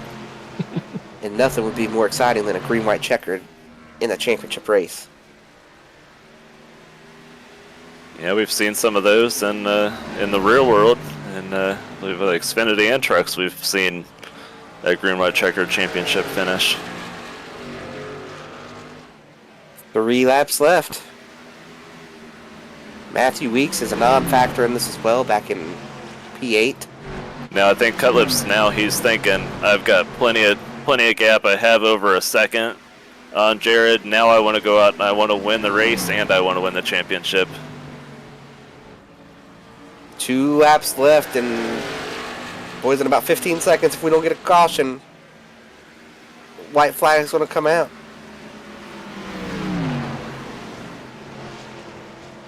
We saw John ramp up the aggression on that restart earlier in the race. We saw him body the 66 out of the way to get to this point just a little bit and put on a heck of a race with Jared Rexing. Does he make a slide job maneuver on Tyler Fody? Well, I don't think he's going to be close enough. Yeah, they're coming down the back end of turn 3, and the winner, once again, is not going to be the champion. For Tyler Fody, it'll be what could have been if Stanley didn't pass him in the closing laps a couple weeks ago. Fody's going to win the race. John wins the championship, followed by Rexing, Tommy Ryan, Josh Adams, Ethan Burrell, Tate Lytle, Mathieu Weeks, going to finish 3rd in points and 8th. Wadsworth, Gavin Higgins round out the top 10. Ethan Stanley ends up 5th. Oh no. He's got spun trying to celebrate. Everybody happy there. The picture is going to be pretty cool here between the 40 and the 5, because I believe the 5 paints all the cars for the 40, and the 40 is going to pull into pit road instead of celebrating out there with the 5. I think the 40 and the 5 missed an opportunity to have a little bit of a photo op here on the front stretch. Nonetheless, Cutlip's going to finish 2nd in the race, win the championship here for Big Yellow. And he's just another driver now to add to the list of drivers that can go for the trifecta. He has a truck championship. Now he has a Grand National championship. And it's just that Cup championship now that eludes him. Yeah. We'll see. We'll stick with us. And we will have a word from our race winner and our champion and Jared Rexing after the break. So after the break, we will talk to our top 3 finishers and our new Grand National Series champion here. Now let's They hear about walk Blue Egg among Marketing. us, Rev up your but at business with Blue Egg, your marketing pick group. Turbocharge your lead generation with experienced drivers that can navigate the competitive track to connecting with your customers. With Blue Egg, you're always in the pole position, leading your brand toward victory lane. Don't spin your wheels, accelerate success with Blue Egg, fueling small businesses to win big. 3 years of sellout crowds, 3 years of edge of your seat action, 3 years of jaw-dropping finishes. Worldwide Technology Raceway has rocked the world of NASCAR, and now NASCAR is giving us another reason to celebrate. The 2025 NASCAR Cup Series Championship Playoffs are coming Sunday, September 7th, 2025. Just when you thought the racing couldn't get any more intense, now every single lap matters. One wrong move could be the difference between elimination and being crowned the king.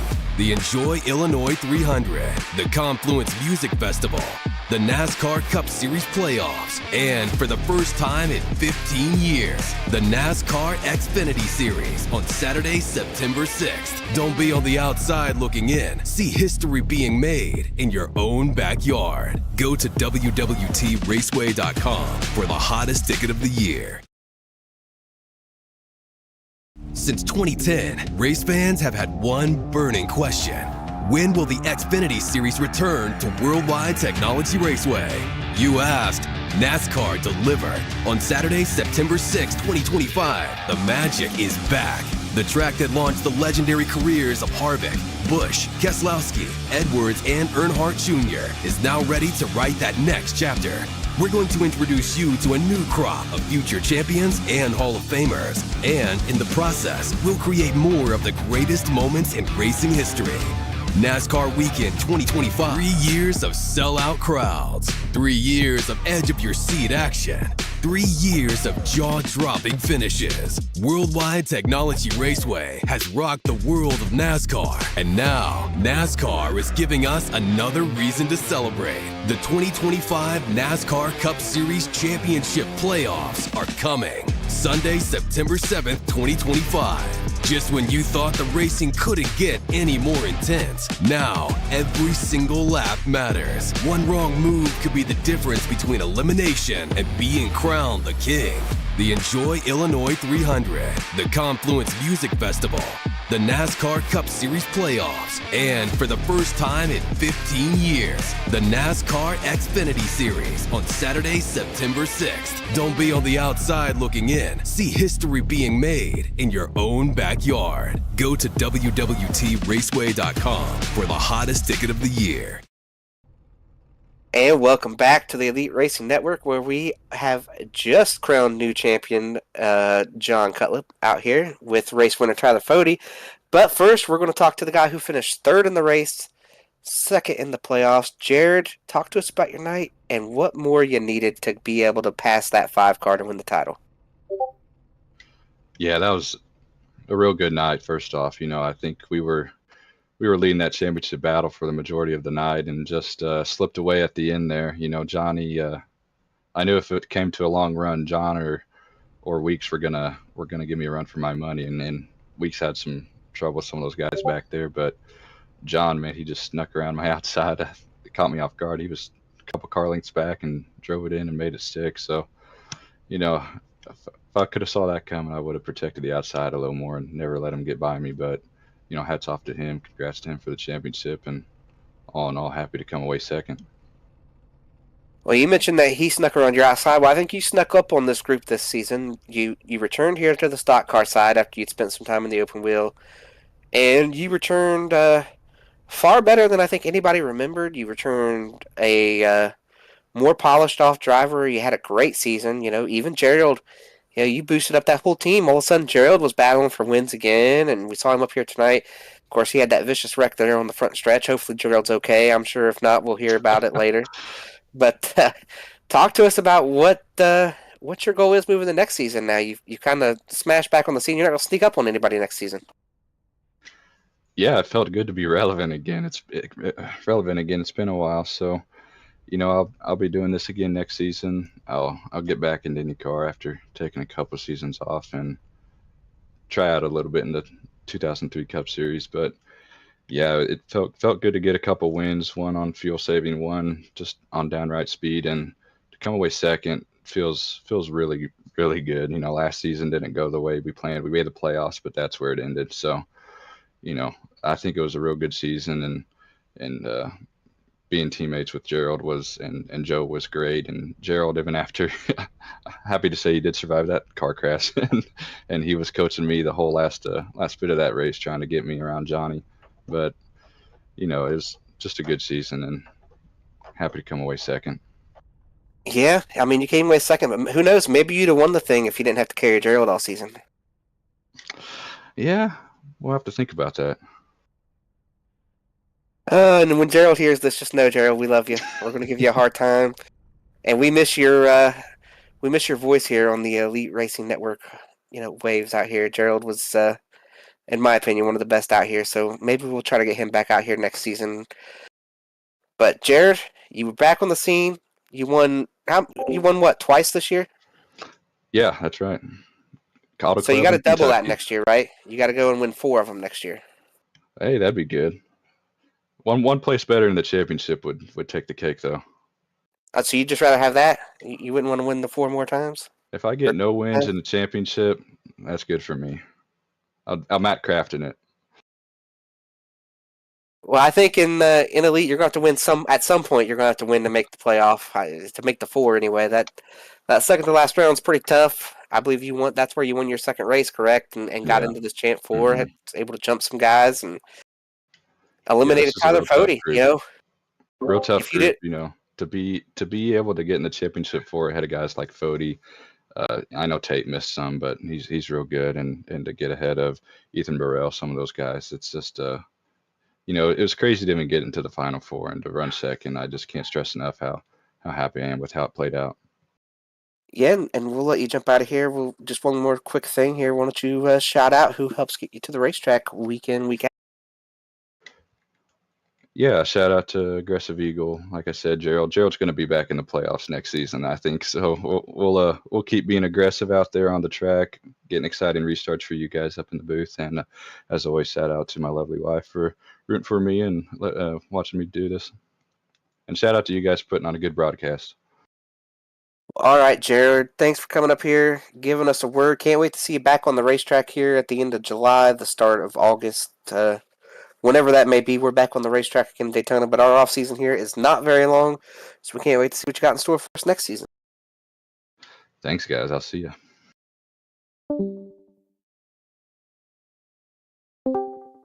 We are now joined by race winner Tyler Fody. I talked to you there tonight a little bit before the race, Tyler, and you said, "Watch what happens. Watch if I go out and win this thing, and what could have been if I'd have just finished the job at Michigan." Well, that's what happened. Talk to us about your night, and are you happy you won, or are you disappointed you didn't make the championship four and then have that performance tonight? Yeah, thanks for reminding me. This was the biggest fear, honestly, but yeah, weird feeling. I knew it was gonna be pretty good here. I like this car and track combo, and yeah, just it's a weird feeling going second and first in the final two races and not being a part of it. But you got funny formats like this will do that to you. So a win's a win, though. We're adding them up here, so that's something. But yeah, just a little unfortunate.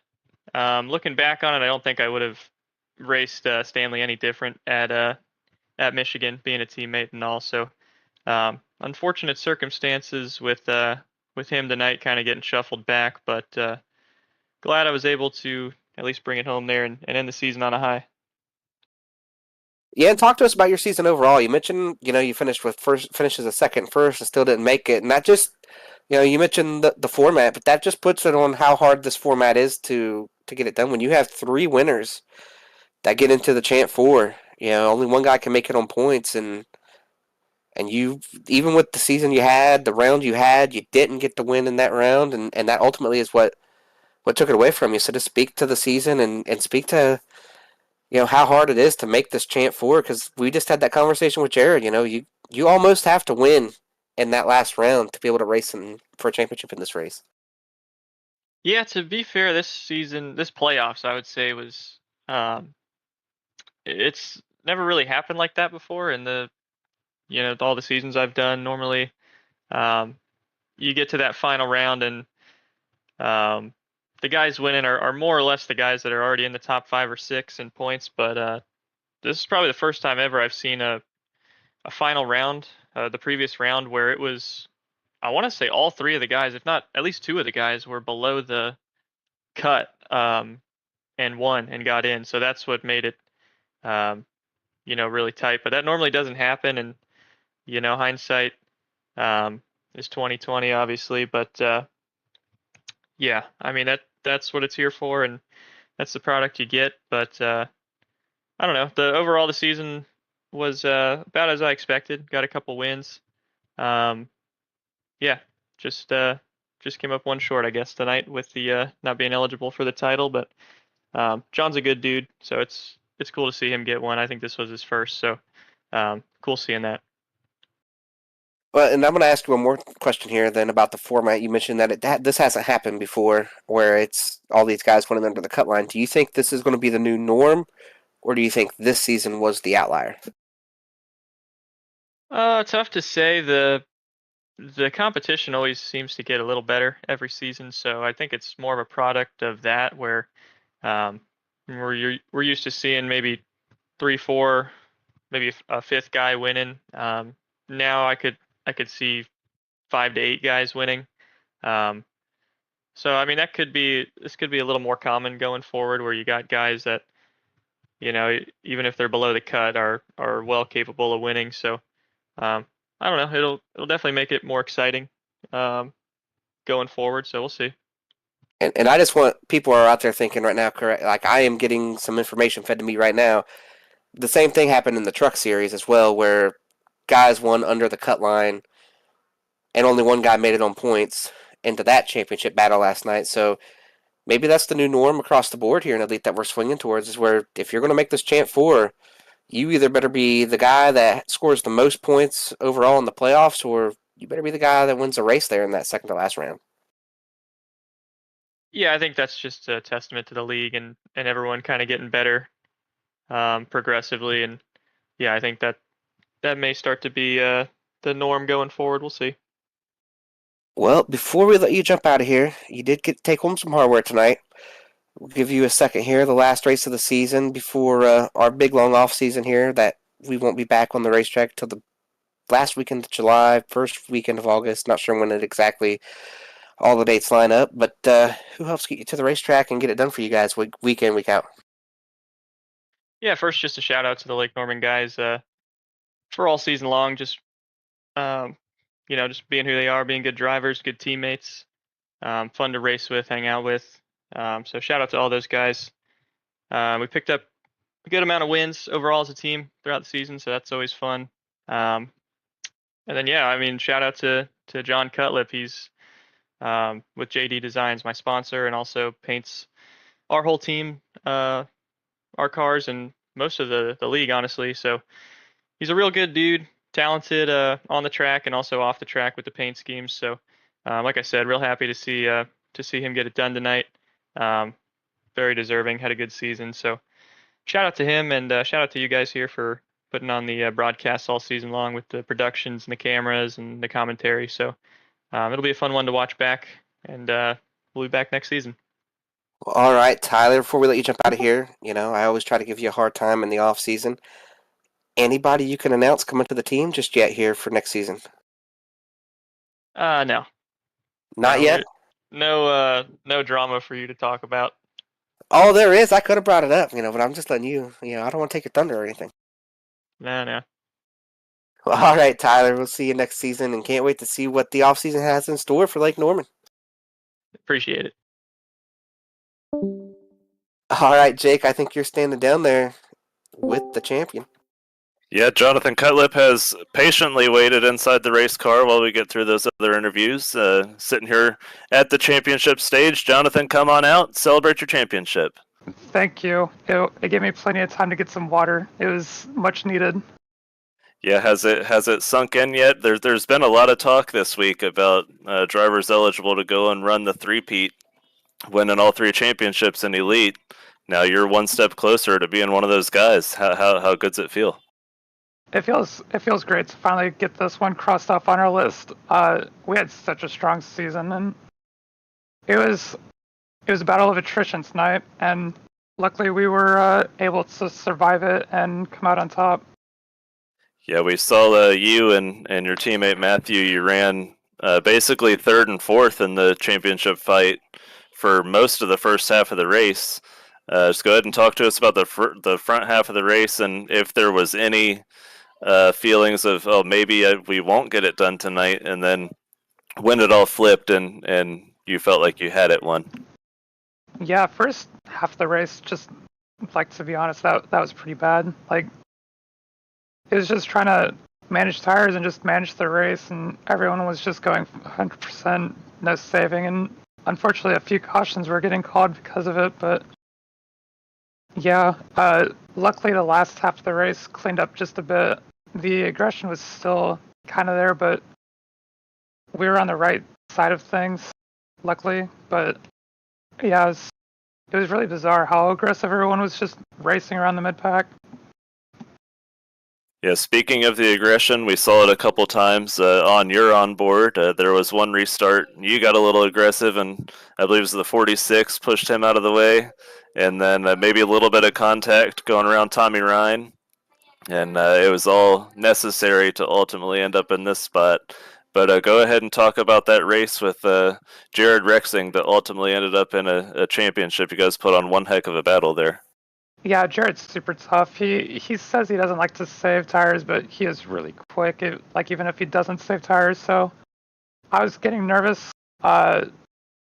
I'm not even sure how many laps into the run, to be honest. I just knew we were behind him by just a little bit, and I knew he was going to be hard to get around, and he was going to be fast, and he showed that tonight. We were lucky enough to get around him with about 30 to go, but he kept up with us, and he wasn't going away quietly. That's for sure. He's always a class act and always really clean to race around. So I gotta tip my cap to him and thank him for that. Yeah, it's definitely a very, very clean race between both of you. We heard the soundbite when you were talking about after you got around him, where he said, "Hey, good win," and then he stuck around. Did you ever think that at that point that he said good win, that he had driven everything off of it and you really had nothing to worry about, and then he showed back up in your mirror? It was too early to call at that point. I felt pretty good about our chances at that point, just because I was trying to manage them just a little bit, and I wasn't sure how hard he was pushing, but I didn't really see him sliding his tires.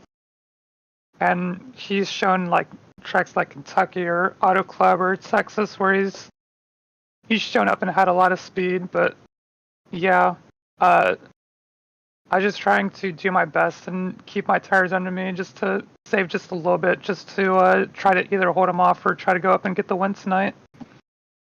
Yeah, well, you definitely did your best, and your best netted a championship, so big congratulations from everybody here at ERN for that. And go ahead and get your championship shout-outs out of the way here. Yeah, we finally did it. We crossed this one off. Hopefully we can cross the one off Wednesday in the Cup Series. That'll be cool to go back-to-back in a few nights. But yeah, shout out to you guys over here at ERN, Dave, Chris, and Jacob. You guys do a phenomenal job week in and week out. I hope you guys enjoy broadcasting it as well. It's always a good show. Shout out to Race CPI, my Edge Pro teammates. RC, unfortunately, couldn't make it tonight. I hope he's doing well if he can catch the broadcast. Yeah, shout out to the Championship 4, Jared, Weeks, and Ethan Stanley. It's always fun racing with them. Shout out to my mom and all our family watching. I hope you guys enjoyed the race tonight. And yeah, it's been a fun season. Gonna do it again next season. I'm not sure after that, but yeah, just gonna have some fun and while we can do it. Yeah, well, I think you definitely put on a heck of a race, and everybody you just shouted out was definitely proud of you. One more time here at ERN from Iowa Speedway, that's your champion, Jonathan Cutlip.